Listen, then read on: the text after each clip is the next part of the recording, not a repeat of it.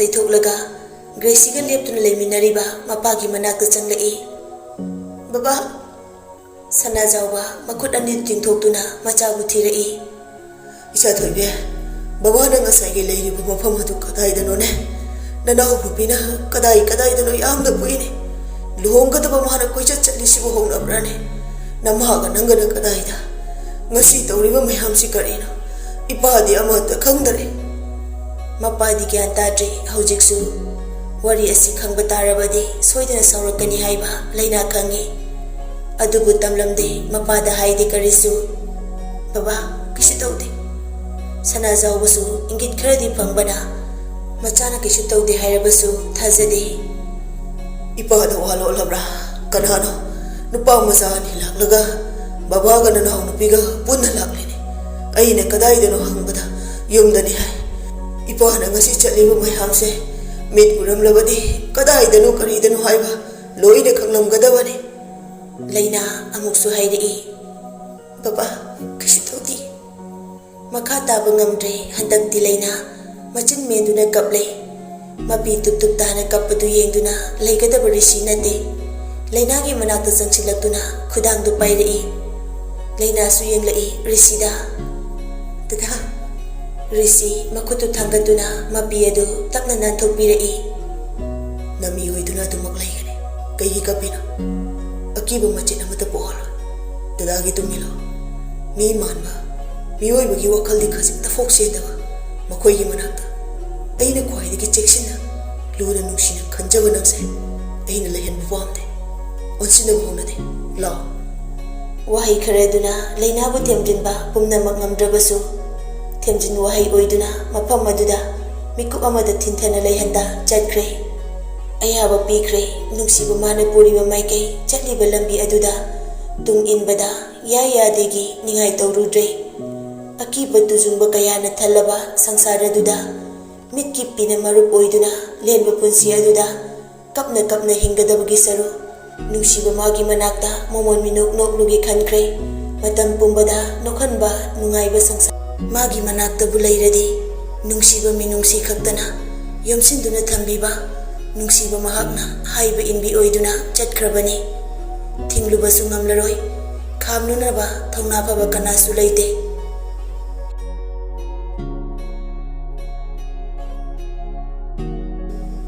हेक पोकलिबा लोयुंबगी mama फावबना खंगदबा थबकनी ngasi थौदोक्तु लुहोंबगीदमा ममादु मी नेक्लगा सहनबनी लीला धर्मा सानबगुम सानबनी ngamlani हाइबगी वखलदा अदुबु अपंगबा ख्वाइदगी पंगबा ओइहौरे मखोइने यागनी Khanna तौरुबा थबक अदु पुमनम खंगनरक्लबनी लोयुंबगी नुपी अहन अबेसु मपुरोइबु वारौख्रे Jessica नमदना लोयुंबगा लुहोंगदुना मयुमदा पुरक्लबनी अदुबु Kanasu याउबिद्रे लुहोंगबा अदु चाउख्रबा का अदुदा इमुंगी मिसिंग अदु पुलप फमली मपा मचादुदी वाहि अमता हाइखिद्रे ममाई लुक्थदुना लै अबेना एसी मतिक साद्रे खलगा असिगुंबा अरुन बसे तामोना तौबा नत्रा अयुमदा हनख्रगे पाबुंगना पांगजबा नमौ लाक्लबनिना नमौना सेबा तहनबिरो लोयुंबना अबे ngaiko nang saukiro pumnamak tamna tamna solve tawse nang chakpa yaro Shyam Kumar ना इमो बेमा पाबुंग सोइख्रे वखल फतब खलुरे पाबुंग यामना लाले लोयुंबगी ममा थबा साउना मपुरोइबदा ओनसिंदुना हाइरेई सिबु सोइख्रे हारगा याबु वारो मखोइ पाबुंगसे फनसु हलवैरबने अदुगिसि मथक्ता लेबाकी अखंबा ओइबा असुक तुकतब लमचचे नचागा नखोइ अनि खक तानहरगा तौरमलिबनिने इकाइदा मतिक साबा मपा नते मपा अमा ओइबदा मतिक सादबा मपा नंगना लेबाक सुमाके खले युमसिदा लेरिबा अइगी इमौसे करी मतिक सादबा याउगे इमौना चटख्रदि अइसु चटकनि नपाना सागिने कोनुंगुमलबा युमसिदा लेजनिंगदे सना लुपासेना मियोइबगी मिनुंसि लेबा ngamba हाउनदे थमोइदगी नुंसिबा फाउदबा सेला नुंसिबा पोहनबा ngamgadra ngamlamba yai asahuro arang arak pamba सना लुपादा मिथकबा कयादे अदुबु मवा मपुरोइबना नुंसिना लोइने बिदबा नुपी अमना सना लुपा पामलो लोयुंबना इमा अइ लाले नसा लाले थबाना लाले हेरगा हौजिक नपाना सना तौरिबा असोइबा दु सुंथोपा यादोरिब्रा तानिंगदे लाले हाइबा वाहिदु ngami napana sana ngambase yamna ngami mama ai fo khang hantana atopa nupi amaga lohong na bathorang bu ilai lai na taw ngami loyum bana nasagi apang wakhalna pumna mak yagani khalurema ngai hakki nu ngai pang lo bani ayam soikre abe mapi tu sasa tai thu e tamugi nu ngai bida aini yet pase tamu nu ngai mitta su isa udri aduna ai sana yana chalage divorce tawrse divorce hairak paduda leidi ba mayam do abe da loina yenglai thabana imagi bema kari nang na hairi do madu yaro imagi ichani ngol ni khana nang bulu na toksabane imau na te nang di ichani ngol ne chatpa yaro imabu thadok laga chatpa yaro loyumba abegi manak da sangsili awe madu yaro ai nang galap na bangam nang adu mai daw ai nang nungsi yawe nang jakira ai kai daw hai bana abe tapna hairi ai shi tamu bunungsi adubo sangsar asida nupi amatana mapuroi bana atopa nupi pusilakpada harauna lemina bhai bise oi thokta bane karamba nupina nungsi babu yana pambage aina su pamte nungsi babu yana tuna samina bayabra puksil pi hai ke so haijasa egi nungsi babu mingol da sarok thongba ngamloi asigum babu bam sedi ai mi nungsi lebi nupi ama su oiroi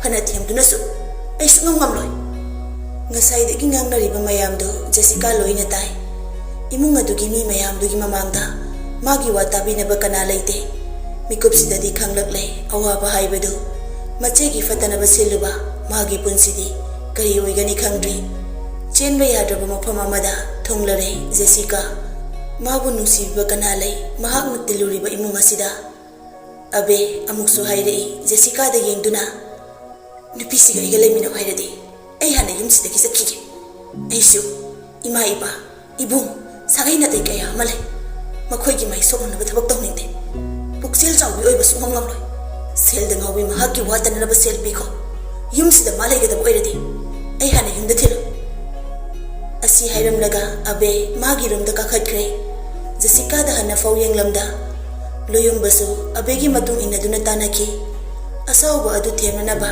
khongthang thuna thangduna matung en bani machaga mamauga changkrabada mamaga mapaga so wahai amata hairam da changkrai magi kada leihore Jessica de chawraba ka aduda mathanta ningamdaba mayamna pi oina on khalakduna hihik launa kablakle khallubaga nungdambagi thausilga tayona raklabada pina nungum churare khongpham chada leplubana tungmang anima chatfam leitre Jessica mathanta haije aine khatharam labadi ngasi gi mikop ase ai gi mapu asida leiram loiko isana thakjaba langda ai isana thujabane lang asida gi nan thoktuna kan bina ba kan halaitre isi na so ai buwaro kreko ai na patabane ai se yamna patabane tanja da loyum badu amukum tharai Jessica do mapi tei thoi sasa loyum ba thariba kostuda famthaduna haire Jessica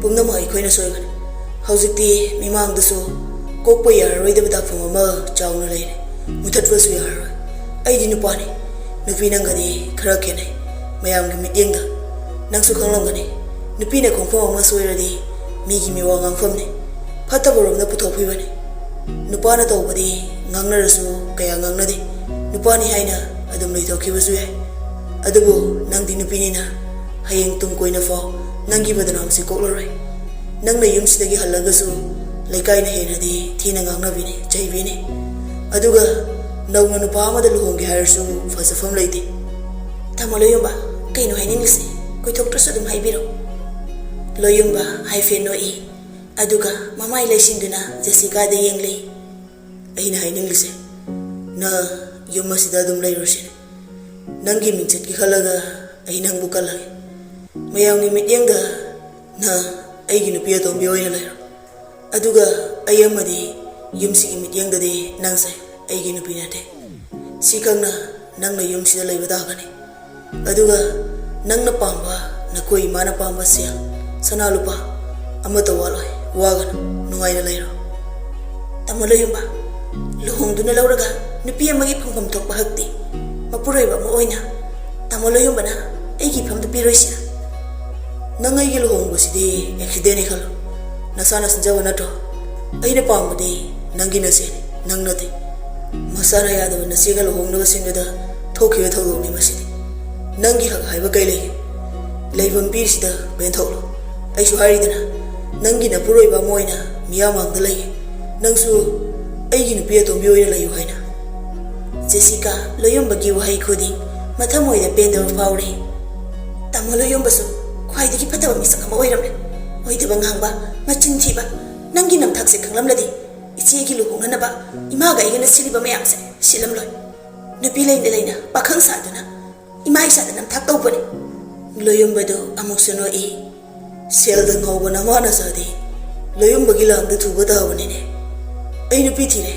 Nasa nupi piu ka mai hai dino. Madu hardi ayapa mummi da do. Yare wasi samta da ngang na ba ai pamde. Ai na harish dia. Natradi thoning da ba kaya masu tholok be. Loyom bagi makha ta punsi da. Phatta ba thok thok ba ai pamde. Ingna sing lai ni. Ai nupi so ai na hai wo form se yara. Mayam na yara wo form sida nang su ya ga da. Chao nangi ka ne. Mangol da tho. Aduga oi thang da lai ba thong adu da sang. Balum loina test so bane. Madu da nang lai ga da ba. Chak lai ram la ne charo. Asi hairam laga loyom basu ka khat kre mathak ta. Jessica thingba ngam hauda mapi do tup tup tarak lai. Sangkhri ba loyom bada ningam da na yengli. Taina fam leite wakat fam su leite. Khang ba ta bani chaina adu. Masana masada pizza ba chaina ni. Mi gi patana ba tawru bagi mahai ni. Ngasi Jessica na phangliba pap ni mache bu noro ki komda inthana ba siluba ki pa. Yeng bada konung man ba changlu bada maisa fawa yum aduda mache bu thajin na ba honaruba ma masa oina yum aduda siba ngai duna punsi adu len ba takre.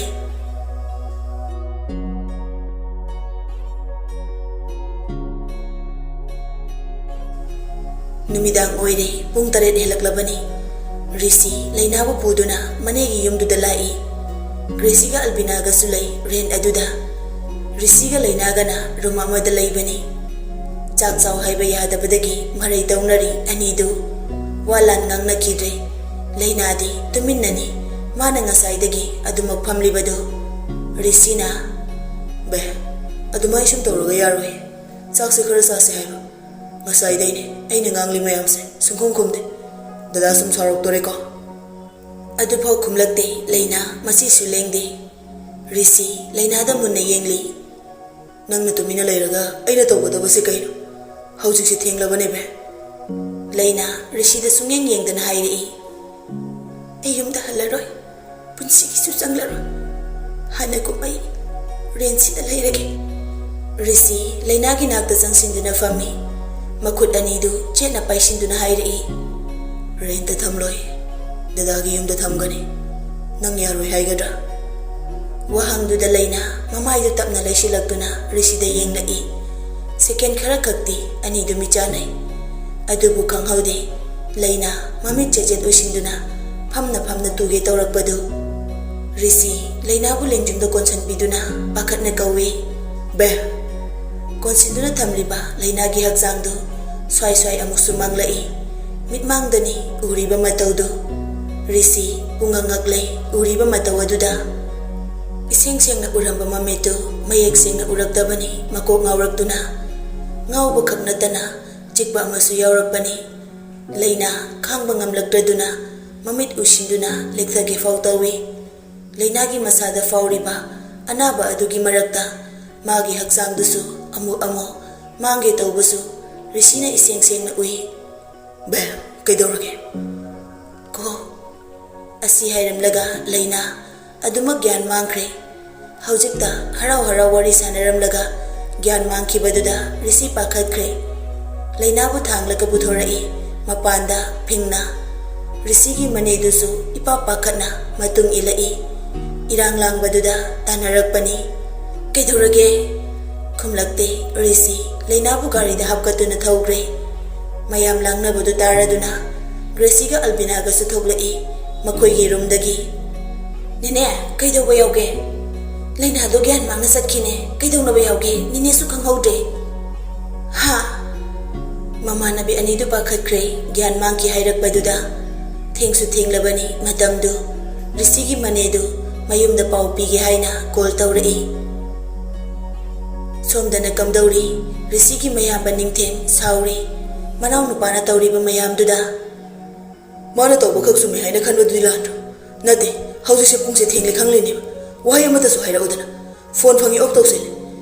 Yum sida mayambu mataima ima pakhalamni haibagi ma kemta nasumde. Gyan tawa yaragani wangang na wai hadaba magi masingse hauji su handri. Aina sauruladi yam saurukani. Henthoina Tamajao amtang haikoda pangsauda sawale. Inauduna kari aran batawge.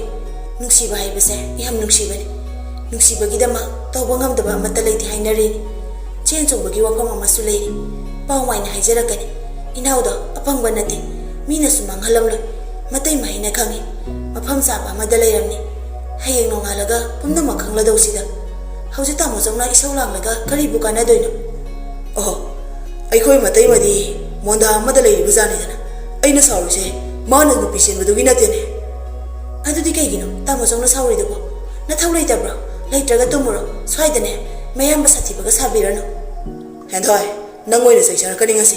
Luna tawmandana ne nupi noisune nawangbu henmale. Ngangning bangangina aykhoida ha kidreba. Mapuri bida kamai kidoino. Kupaksina tharladi kigadana. Nupi anghandaga daptarokanuda o khongai kapa adine themba ngamgadro.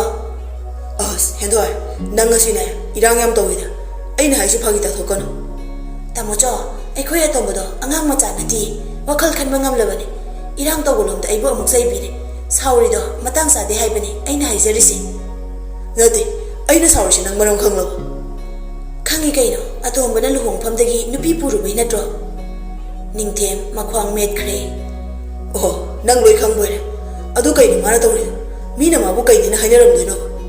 Nade ma masase miyawna masa khangnariba musakni. Ma adu masana khangdraba. Ho adu tawdradine migi nungsibido samaya masa thokhidoiba. Aigini haidana section thamjaba posak ama munge tawradine mapu sarokba haise masana tabani. Mantri masane nupi leirabani kaina moibu hana khangde haibraba. Khangna tawbu oiramni. Paisa kharagidamane machabu yothokpa ngamine. Haujikti macha apopiduna oina dasa taredana kalak tum hekpeli. Ningthem sorsangna hontoklaga phamungdagi famthai. Mapuroibana saribi mathadu henthoidi thosade. Karigi waruni wafam su thokte. Aniduna tumin famlingaidudani manena call tawrakpadu. Ningthem call du paikhatli. Nene achauba nanaudu hospital da satkibani. Call fambre yengune noiba. Ningthem phamlambadagi fuk hogali. Kaidawa yawgene kai hospital da. Laina da puduna lakbani ningasise. Kuidre makhoi ani nai gi nakta yorakpadu. Chak phawba chagidre hangbasu khumlamde. Laina di gyan mangaga chatki. Lao sidani nega chasi. Oh nine ilage. Henthoisu mapuroibana sanariba waridu karino haibadi khangde. Adubu pakhatle masu wari khusaduda hanglai. Tamojo kai haino. Angang nupido hospital da bukhaki haine.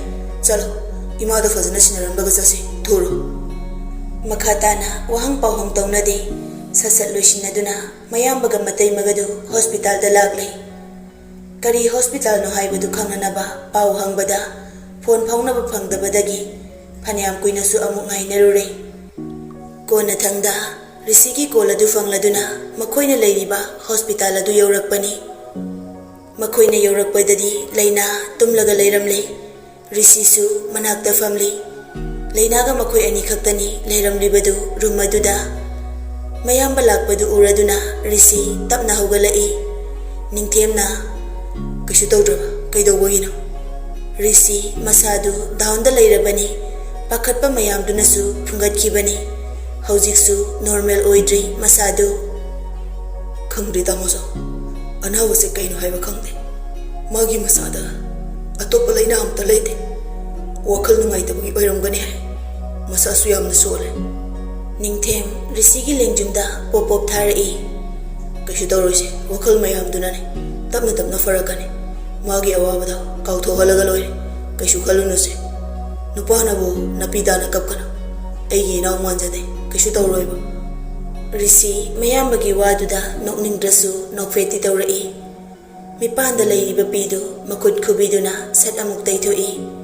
Henthoina Itai mana ya leina se aikhoida thamlasi luhongdrasune mayumda halan khrano luhongbana ko na honglasu ningthemna henthoi matang sida nang namorolama irang se fazana sagale luhongbaga lairi angang se kashu tawdaba lai khuram mane aduna nine dine thabaka iphun hekphule risi ithuk tuk thana hairi pakhatlubagi mihola haujisu hanthadribane itaiwa mase ngasaidagi wasu ngangdri mitsu pangde doctor nadi kai hairamge kashu tawro hairame drip se loibaga masa kankhalak praying se hairame ningthemna kashu tawro se moi ge halsing dilakra lakte laoi tamoso ma aigi nakta thamlage masida itai magat amoso bana ya de haina marei tawbigano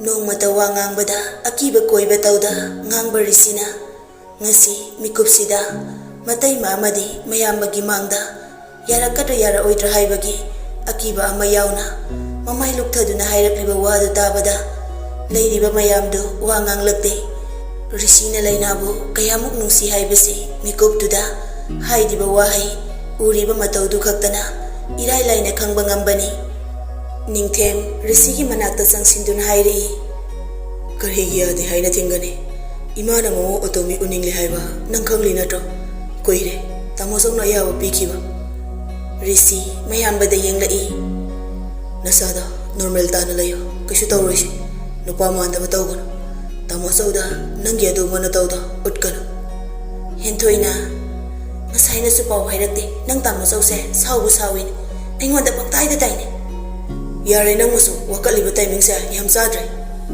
manedu ngasaidagi tumina laibani hairei